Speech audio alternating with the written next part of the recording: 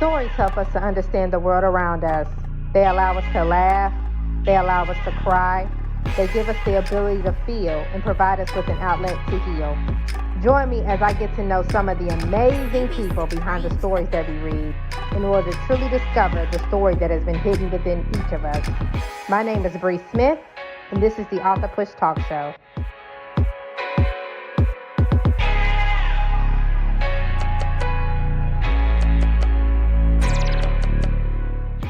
Welcome to the AuthorPush Talkshow. I am your host, Bree Smith, and today we have a powerful young woman who will be talking to us about women empowerment. Welcome to the show, Jasmine Tilman. Thank you, Jasmine, for being here today. Hi, thank you for having me. No problem at all. So can you tell us who Jasmine Tilman is?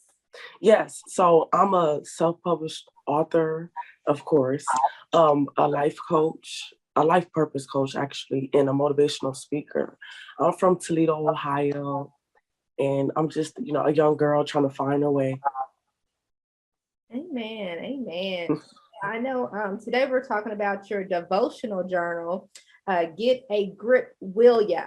And I had the pleasure of just reading a little bit of it. I haven't finished it yet, but from what I read, it was incredibly powerful in Women Empowerment Journal.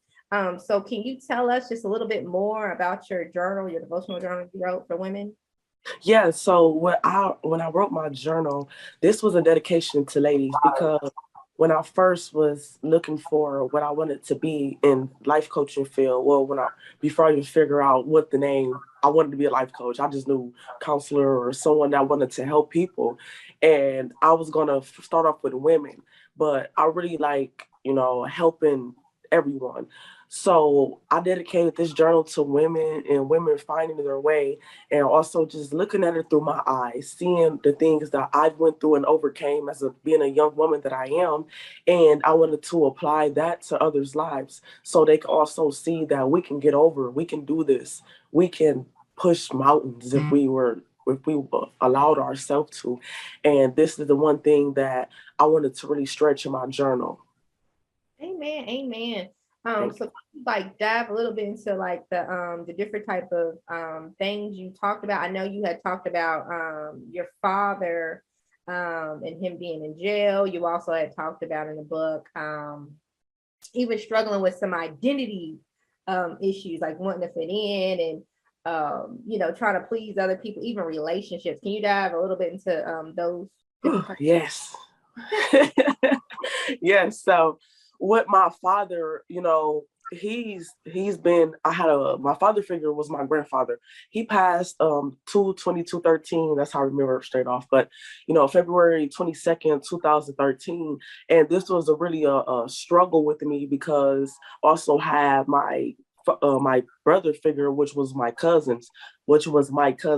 So it was just it was a struggle because when they, because my cousin, he went to prison at a young age and my grandfather passed. So, my father was in and out of the justice system for a long time. And, because he had us when we were children, but it was hazy, I was a child. So growing up in teenage years, he wasn't around, I believe he was probably going through an identity thing himself, and he wasn't around, and it really took a toll on me. So it caused me to go out and look for that love that I didn't receive from him, and that same love that I had from my grandfather before he went, past with God, and my cousin, So it's like I was lost, for a very long time.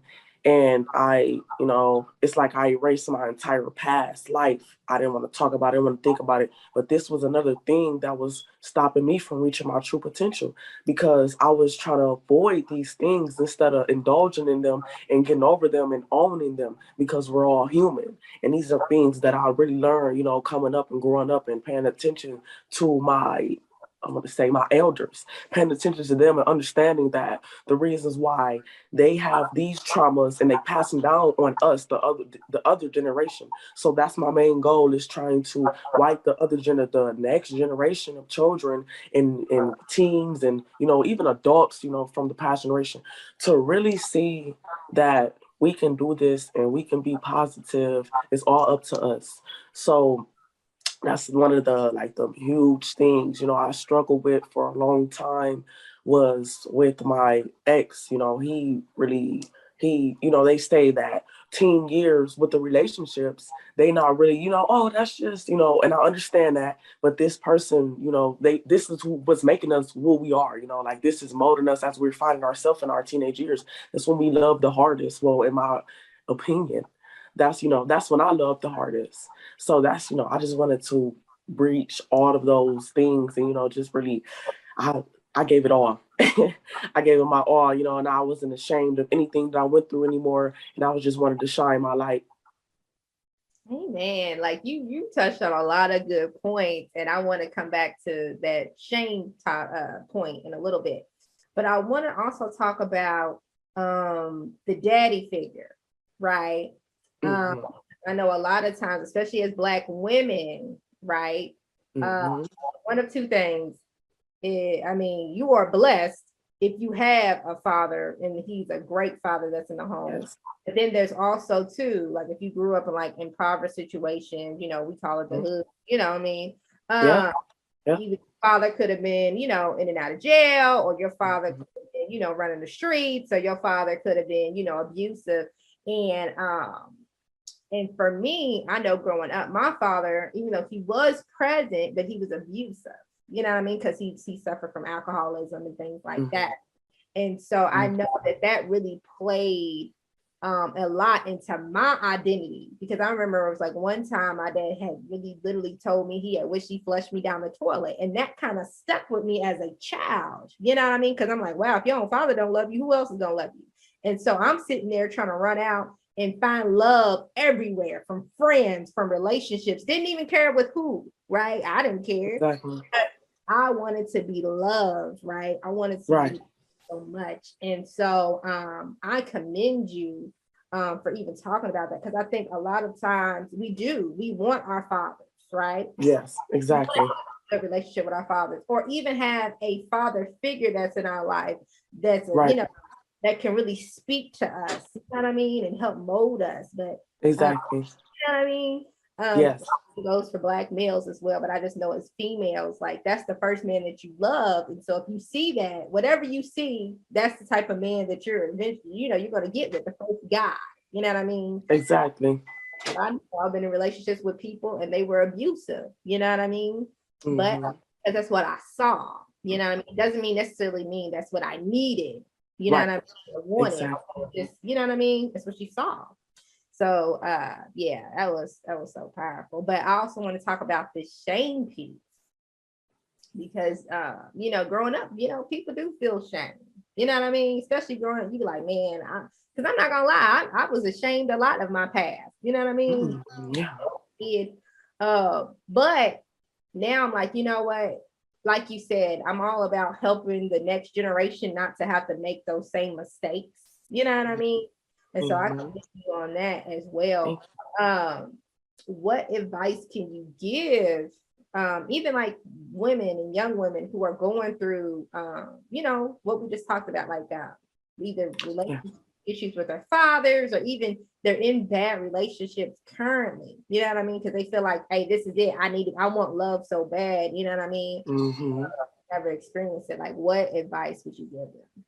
Yeah. So I want to say I'm huge on that because it was for 6, 7 years I was in a relationship and it was toxic because we both didn't know who we were and we were both finding ourselves. But it was just with me, I can, like, I have the ability to give myself off even when I'm struggling within. Some people just shut down or cut you off, and I had that. So it was just like, this guy knew that I was always going to be there. So it's like you have to be for yourself. You cannot allow people to to degrade you from any aspect of your life. You have to really see who you are. You have to look within and get that inner child and mold and mend that inner child trauma that you're facing. but you cannot do any of that without first admitting to it, taking ownership for your responsibility, and then we can talk, But it's just you have to love yourself first, and people don't know how to do that. So you have to figure out the how, and when you do that by figuring out your why, your purpose. What is the things that you go to sleep thinking about and you cannot just live without? This is one of the main things that I ask, what is that one thing that you feel like you cannot leave this earth without completing? And this is really a gateway to figuring out who you are, because and so I love that we're speaking about relationships. This has got me because my ex is just like my father, and he was in and out of the system. And I don't know if it made me hold on tighter, because my cousin, when I was telling you about my cousin, gave me that love when he went, to jail at a young age, and it just made me stronger. Yeah. Oh wow. Yeah, that is powerful, like I said. And I love when you talking about loving yourself, because that's what it is, And in the scriptures it talks about you love thy God with all your heart and soul and love thy neighbor as thyself, but you can't love thy neighbor until you learn to love yourself, right? And we know that God is love, but it's that process of learning to love truly. What does loving yourself look like? Is it doing self-care? Is it getting therapy? You know what I mean? Is it your health, focusing on your health? Like what does it look like to you, right? Because it can come Exactly. in forms, you know. Um, and I think it's okay too as people, because I think sometimes we think like God created us all to be people of connection. And so Mm-hmm. sometimes us as people, we get scared to be connected, but it's okay to need people. You know what I mean? I just think we have to be conscious and cognizant of the people that we allow into our circles, into our personal space. You know what I mean? It's all about boundaries too, just setting boundaries for ourselves. Um, is there any advice or tips that you could give women or anything like that about setting boundaries for themselves to ensure, it's like guarding your heart, protecting yourself, so that, if you get in these situations, I don't care if it's, if it's with your father, you know what I mean? Because you might have to have a boundary with him, or, if it's somebody you're dating, or, any type of relationship, friend relationship. Are there any boundaries that you've set for yourself? Absolutely. And this is huge because yesterday it was my cousin's birthday, and I went over, to the house. They haven't seen me in months because first things is first. I'm protecting my energy. I was not the person that wanted to, kick it anymore, and, and, just get loose and things like that. I was ready, it was time to start getting on my business, and really, like I said, finding who I am, mending that inner child. So the thing that I did was I cut the people off that I found that didn't need to get any more of my energy. And people say, "Oh, you want to be all alone, you isolate yourself." No, right now I'm discovering myself and who I am, and who I want to be, who I need to be, and who I can help others continue to thrive in their true potential and succeed in their goals. And after that, once that I get in that room with surrounded by a bunch of like-minded individuals, I'm going to be holy. I'm not going to feel less confident in myself. And I want to know, what did you do to get here? How can I get this successful? And we could uplift each other. Yes, I love that. I love that. You just said a whole word. I love I love no, for real, because like I said, you can have boundaries, or like I said, you can cut people completely out of your life, and it is okay, right? Yes. I think a lot of times, sometimes we get scared because you're like, oh man, that's my homie. We've been down for since we was kids, or man, that's my family. You know what I mean? Like, how do you just cut off family? But if they're dragging you down, why have them in your life? You know what I mean? You don't want, like, God gave you one life. You can't redo it. You know what I mean? Mm-hmm. You got to protect yourself at all costs. You know what I mean? And so, yeah, I commend you for that. I truly do. I truly, truly do. Thank you. And then too, I love how you talked about being in new environments. You know what I mean? Because a lot of times too, that's our problem. I think we get so scared to take a risk. And life's about risk. Like you got to be willing to go out there and discover new things about yourself. You can't keep doing the same old, and thinking that you're gonna get a different result, because it's not gonna happen. You gotta constantly growing. You gotta constantly be evolving. And so I find that to be very powerful. So thank you for that. You're welcome. So how did you accept your father back into your life after you got used to your grandfather being there for you? Oh, yes. So it was like, it's like I'm just a, oh, come here, type of person. Like okay, you did this and you're human. We can get over that. So it was just like, but it was still things that I was dealing with that, because my other brothers, they weren't around. I have about 4 or 5 brothers. And, I let them know how I felt instead of me holding it in. I'm an introvert. So it's like, I'm just okay. Like, okay, you can, but I let them know, I let him know, them, like every man in my life, I let them know the things that, I was facing as a child, coming up and alone, and I, going through this toxic relationship for so long and putting up with it because I would crave that love so deeply and dearly. And, once we really got in tune with each other, and because he's always been I'm going to say listener. He's a great listener. My father is a great listener. He's always happy for me. If I get news right now, he's gonna be the first person I call and tell.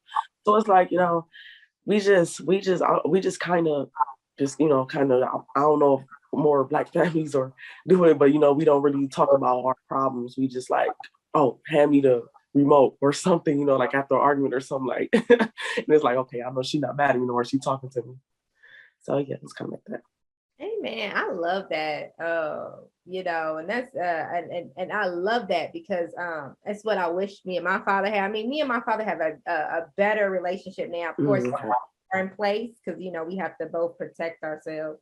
But I love that you're able to still be able to talk to him and converse even after all these years. You know what I mean? Like that's true forgiveness.